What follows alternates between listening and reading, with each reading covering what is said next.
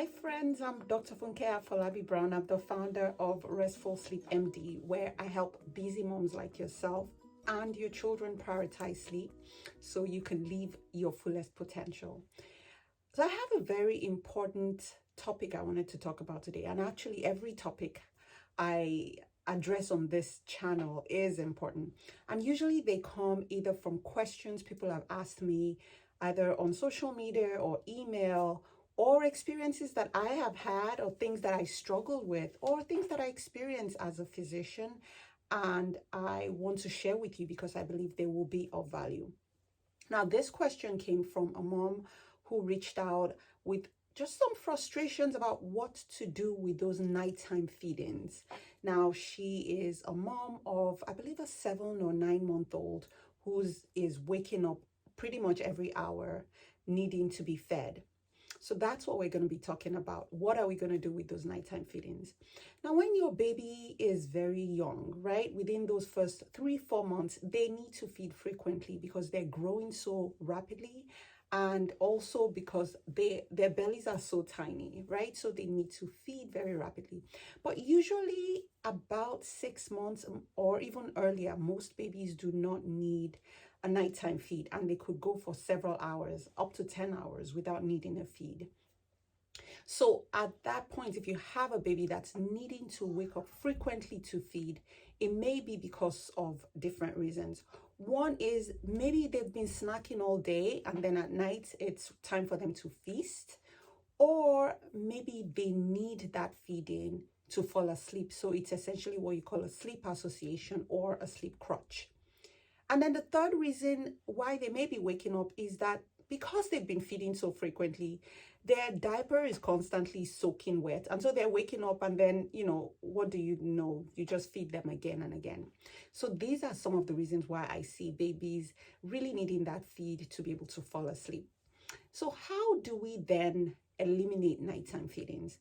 The first thing I want you to do is check with your child's pediatrician, because every child is different. Remember, I don't provide direct medical advice here. So your child's pediatrician, who knows them the most, will be able to offer you that guidance. There's several reasons why your child actually may need frequent feedings even until they're older. It may be that they have a condition called gastroesophageal reflux, or reflux, where they have to take really frequent and very, very frequent small meals. That could be a reason. Or they may be having issues with weight gain, in which case you may not be able to get all the feeds in them during the day, and so they need feeding at night as well. Another reason I would think about is if your child has medical conditions where their blood glucose tends to run low, then in that situation it may be that they can't go with a long fast. So these are reasons why you do need to have that conversation with your pediatrician to make sure that you get the go ahead. So that's the first step. Now, the second step, I would say, in starting with eliminating those nighttime feeds, we're going back to the bedtime. We're going back to that bedtime routine. So what I recommend is, if you're noticing that your baby is needing the bottle or the breast to fall asleep, again, it's a sleep association most likely. So what we're going to need is for them to learn to fall asleep without the bottle or without feeding. And the best way you want to do this is really separate feeding from sleeping, right? Because we should be awake when we're feeding. So what you can do is really move that feed, the last feed of the day, to the beginning of the bedtime routine. So either they take the bottle and then they have a bath, and then we read a book, we sing a song, and then you put them in the crib, instead of a bath and then you read and then you rock them and then you give them a bottle and then you put them. So we just kind of switch things over such that about 30 minutes or so lapses before you put them to bed. So that would be ideal. Of course, your child will protest, but this is important for you to know that you are doing the really best for them because you're teaching them to be independent sleepers. So that's the first thing. So while you're working on that, one other thing that I want you to work on, that's number 3, is that you make sure that they are not snacking during the day and feasting at night. So check their caloric intake. Make sure they're not falling asleep during feeds during the day, or they're not distracted. And so they're really just tanking, you know, they're just topping off their tank until nighttime where they now want to feed and feed and feed. So really make sure that they're getting the appropriate amount of feed during the day. You're making sure that, you know, they're fully awake, they're engaged with the feeding, they're full, and things like that. So that way, you know, they've gotten the nourishment that they need for the day, and they can go without needing to be fed at night. So that's number 3. Number 4, I will then recommend is choosing a method that works for your child and works for you, honestly. So I'm going to talk really about 3 different methods that I tend to recommend. The first is sort of a tapering off method, so you gradually decrease the amounts that they're taking. The second is that you do what we call a dream feed or a tactical feed. So you control that. So, you know, we'll talk a little bit more about that. And then the third is just stop cold turkey. That tends to be a little bit more challenging, but I can tell you it is also effective.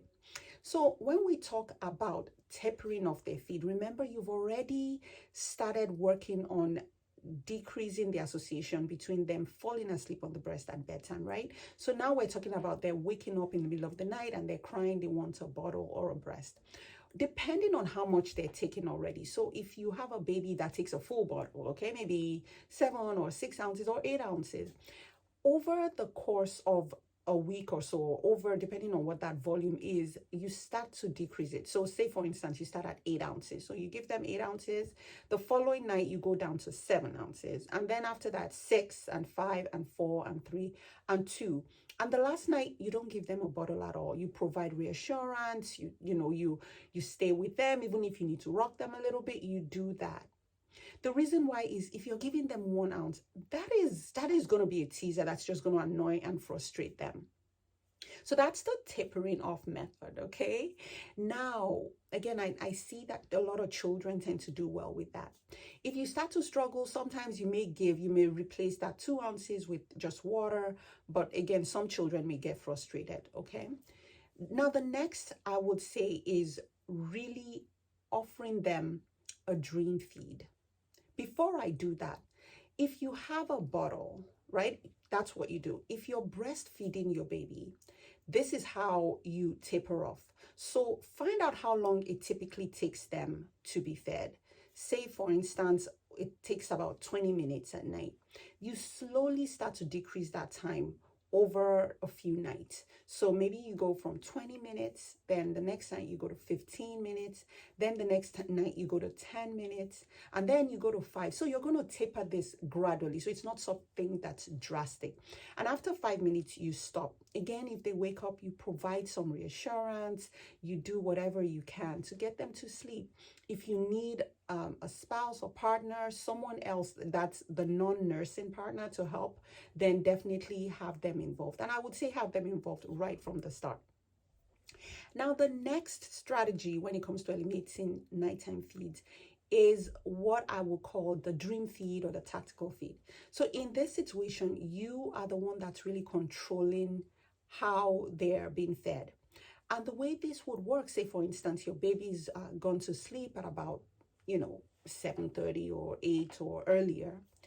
And so when you are ready to go to bed, say 10 p.m. or 10:30, you gently wake them, not fully at all, and offer them a feed.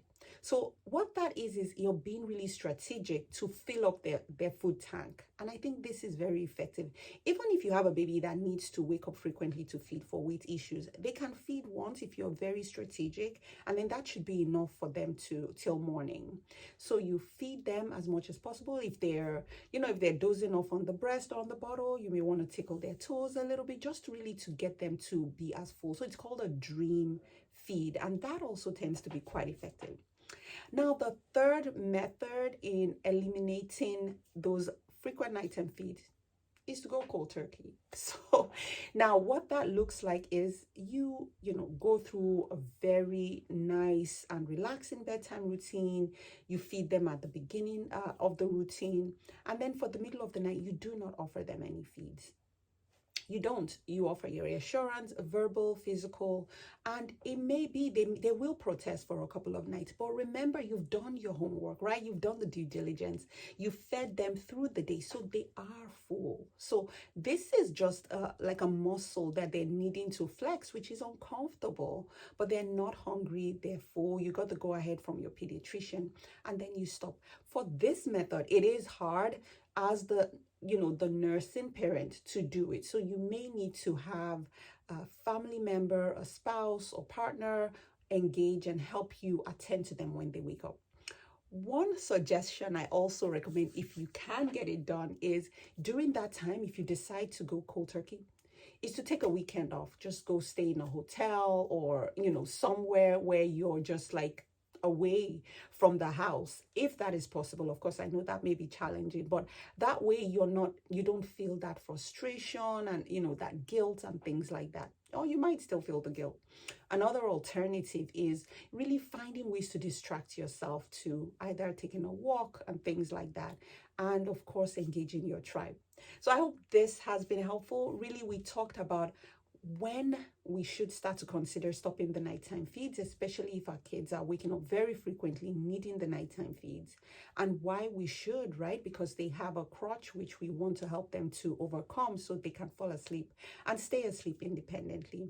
And we talked about the 3 broad methods that I typically would recommend to help eliminate those nighttime feeds from your little one. So I hope this has been helpful. If it has, I would love it if you like this video with a thumbs up. If you comment, share, subscribe to my channel. When you subscribe, that really does help. Make sure that you are the first to know every time a new video drops. So until next time, I hope you rest well.